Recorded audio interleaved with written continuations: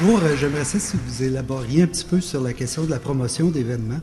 J'ai compris d'une part que vous pouviez capter des événements puis de rendre disponibles ces événements-là. Mais lorsque vous parlez de promotion d'événements, est-ce que c'est la même chose ou vous voulez vraiment participer comme promoteur d'un événement, c'est-à-dire de l'organiser, d'investir, de prendre le risque de la création de ces événements? Oui, on prend une partie du risque. On ne veut pas devenir non plus, on ne veut pas accaparer une portion significative de notre capital à dire on s'en va là-dedans. C'est quand même un métier en soi. Donc, on favorise une partie de partage de risque. Il y a des gens qui sont là, qui font la captation. Nous, on ne touche pas à cet aspect-là de la production. On a des partenaires de production qui, eux, vont prendre leur partie de risque.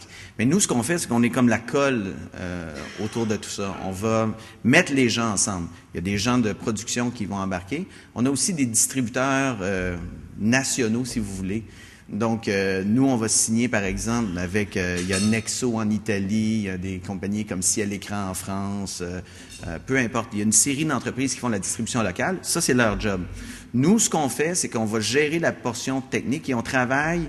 On va aller voir les gens où il y a des compagnies, il y a beaucoup de compagnies maintenant qui nous approchent, justement des NBA, c'est un exemple, ils nous ont rappelé puis on dit « Hey, on veut faire les finales en 3D, êtes-vous partant là-dedans, pouvez-vous nous aider? » Donc, nous, on va en participer financièrement, puis on va s'assurer de la promotion dans notre réseau international.